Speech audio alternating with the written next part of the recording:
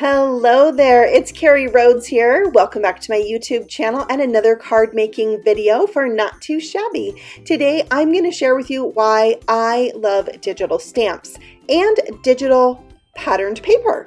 I'm making this card right here with a digital stamp or two from Not Too Shabby and some digital paper from the Etsy shop called the DIGI Rainbow. I'll have both of those linked for you below so you can check them out.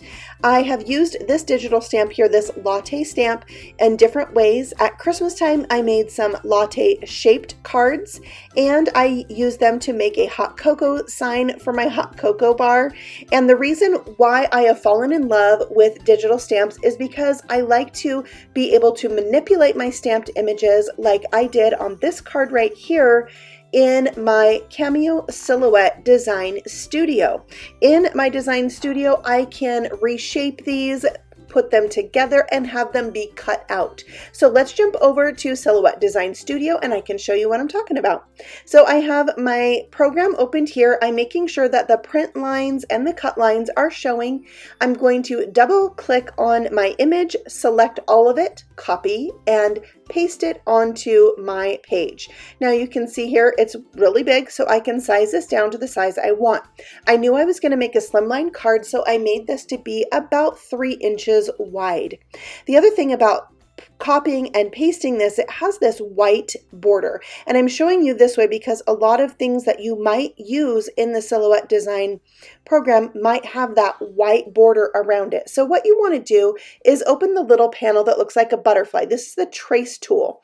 You're going to up your threshold and then click trace and detach. This is going to remove it, but there will be a little what I like to call debris left behind that you want to select and erase. And now you can see it has no more white background. Next, I am going to click send and tell the Silhouette no cut. I don't want it to cut right on the line. I do want to add something to it before I get to the part where I do want it to cut, like a die has cut it out. So I'm adding these cookies, another digital stamp from Not Too Shabby. You can see it also has that white background that I want to remove. So again, you're going to click the trace panel, select the trace area, drag a square over it, increase the threshold so it only cuts out the outer edge and not all the little pieces inside. Click trace and detach, and then again delete all the debris left behind. So I want these cookies to sit in front of my latte. So first I had to make sure when I click send that the Silhouette is not going to cut these cookies out because I want these two images to now become like they are one stamp. So I'm resizing those cookies so they look good in proportion to my latte. Once I have that set to the size that I want, I'm going to drag my mouse over both of them and right click to group these two things together. Once they are grouped, just by right clicking and selecting group, I can move them around as one and resize them as one. Next, I'm going to click that trace panel again and click to trace the outer edge. Once I have that traced, I can now click the offset button, which is the star shape, and put a line around my trace line, and the distance I selected was 0.045. Now I zoomed in so I can click on that trace line and I accidentally deleted my image, so just click undo, and then I clicked on that trace line and deleted that. Now I'm going to group this again so that the cut line is grouped with the image. I right clicked and clicked on duplicate so I could have more than one of these. I might as well fill up my paper, and then you can see here I can resize this even with that cut line around it and fill up my page. So I have 2 big ones, 2 medium ones, and I'll even do 1 small one to fill up my paper. And then what you want to do is send this to your printer. When it prints out, it's going to print out the registration lines, which is the black square in the upper left corner and the 2 black brackets in the opposing corners. So we'll click print, and then once that has come out of your printer, you're going to stick it to your cut mat and load that into your Cameo Silhouette. Click send. I like to adjust my blade depth. I do 6, and I also increase the force of the blade and have it pass through twice. And here you can see it cutting out and going around each of those shapes, and they are so cool looking. I love how they turned out, and I just wanted you to get get a look at how the Cameo Silhouette works. This is the Cameo Silhouette 3. I believe there is a newer version of the machine. I've had mine for a really long time and it's still going strong. All right, so here are my pieces I'm removing from the mat, and they are fabulous. Now, I am coloring with Copic markers, so I wanted you to know that I printed these out using some lightweight cardstock that I purchased in a ream at Walmart. It goes through my printer like a breeze, and I have the HP Envy 7645 printer, and I never have any trouble coloring with my Copic markers when I do so.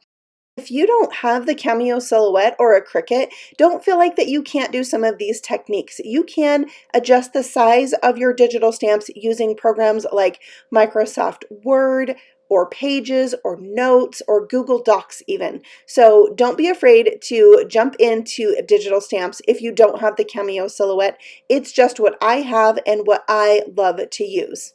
So now let's go ahead and talk about the coloring. I am using different shades of green for my Shamrock Shake, and then for the little cozy around this cup. Now, the idea to color this as a Shamrock Shake came from Vaughn Marie. She is another of the design team members for Not Too Shabby using digital images. So I'll have her card shown right here in the corner, so you can check it out.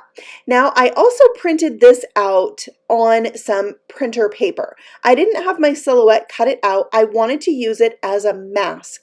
So I'm going to cut away the part of this image that I want to stamp on, and I'm going to keep the other parts that I don't want stamped on. So the middle part, the coffee cozy, is what I'm going to stamp on. So that's the part I don't need in my mask, and I'm using some two-way glue on the back of this printer paper to turn it into a mask. Next, I'm bringing out the Warm Wishes stamp set from Honeybee. It has a little shamrock in it, and I'm going to use that to stamp my coffee cozy to make it have more of a Shamrock Shake feel. And just stamping that with some Copic friendly black ink right in the middle here. I'm turning my stamp as I stamp it so that it has more of a random look. And once I have those all stamped, I'll peel off my masks. Now, there were a couple spots on the side of the cozy where I stamped outside of the stamped image. I colored over those with my white gel pen, so you will never be able to tell that some of the shamrock went outside of the lines there. And I'm coloring these in with the same colors I used on the top and bottom edge of the cozy. So I'm using 2 shades of green, and then all around that I'm going to use the lightest greens that I used on my whipped cream and my shake. So it is kind of a two-toned deal. I am going to add a little bit of C2 as a shadow underneath my shamrocks after I get all of this light green coloring done. Also, I did color in the cup gray, like with some cool grays, so it would look white.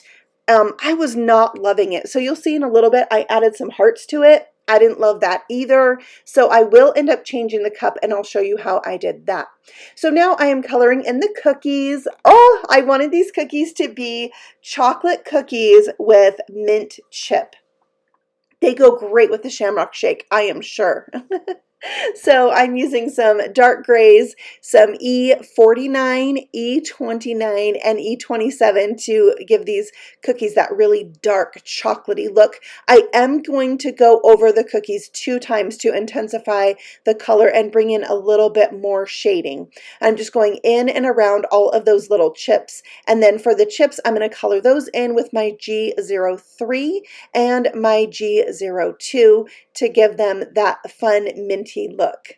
And by the way, as I was coloring this, my Girl Scout cookies arrived. Guess what flavor? Yeah, the mint. And I thought that was kind of ironic, but we're saving them for family game night, which we have every Friday. So we'll see if they make it till then, and will be for those people who are eating gluten, because by the way, my daughter and I are doing gluten-free, dairy-free. So it's fun for somebody else, but this card is fun for me. This is my mint chip delight right here. All right, so I stamped one of those shamrocks by itself, die cut it out. I'm pressing it into some clear pigment ink and taking it for a little dip into some embossing powder that has glitter in it. And then I'm heating that up and we'll set that aside as a little embellishment. Next, I'm showing you the colors I used to color out my new cup. It seems weird side by side, but in the end, it's going to go with the look I was trying to achieve for my card. So I'm going to cut away the parts I want to keep, or I'm going to cut away the parts I don't want to keep, and I'm cutting right on the line. This is just your basic paper piecing. So cutting on that black line gives it more of a seamless look.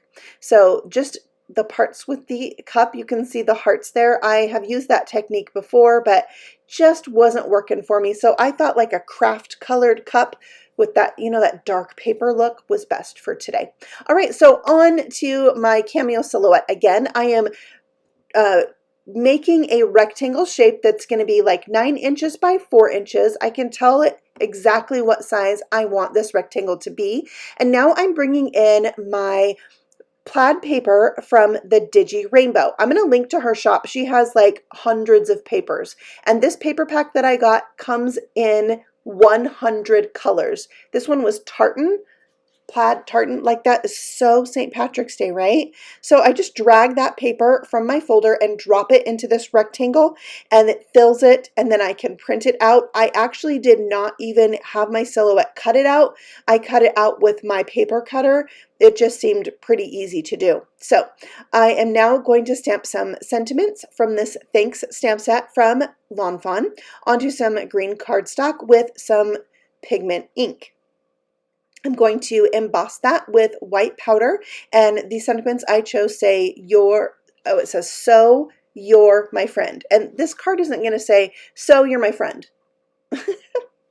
I am actually going to add a die cut sentiment using my Stitched Oliver's ABCs after I emboss this, and I am going to cut them out from some gold mirror cardstock. So I am using the letters to spell out the word lucky, so then it will say, so lucky you're my friend. I thought that was really cute. I don't really celebrate St. Patrick's Day, although I do have some Irish in my genealogy. Is that the right word to use? I'm not even sure. In my family, there are people from Ireland. Now I am adding my stamped sentiments and just laying them where I think I want them to go once everything's glued down, placing my letters on there, just getting an idea of spacing. And then I'll bring in my T-square ruler so I can put my letters down straight, or should I say somewhat straight. I am not good at this. My Y was a little bit crooked, but such is life. So I've learned to let go of those things and not let it bother me, at least not for very long. And I love how this card turned out. So there's my word, lucky, and I'll add on my 2 remaining sentiments, just kind of staggering them down as I go. And then I'm going to add in that little shamrock as well. And I'll tell you, when I added in that extra shamrock, I really loved it and I wanted more. So watch at the very end of this video. In the photos, I added 3 more of those little shamrocks. You'll see it in the photos I took, but not in the video. Next, I am taking my Lawn Fawn glitter pen and putting some glittery accents on the more white parts of my whipped cream topping. I'm going to glue this down to a note card that measures 8.5 by 7, scored at 3.5. So I did trim down my pattern paper, so it's 8.5 by 3.5. I am using Clover ink from Concord and Ninth because, yeah, Clover, that's why, you know why. So I'm going to stamp that all down the right hand inside edge of my card for a fun little accent to complete that look on the inside. And I love how this card turned out. I don't know why, but digital stamps just make me so happy. I feel so much more creative when I can play with the size of the stamp, combine it with other images. I've turned them into shape cards. It's just, I feel like a different side of my creativity when I use them. So I hope that you have enjoyed today's video. I have all the things I used listed and linked for you below, and let me know what you think about digital stamps. Have you used them? I'd love to hear from you. Happy stamping. Bye.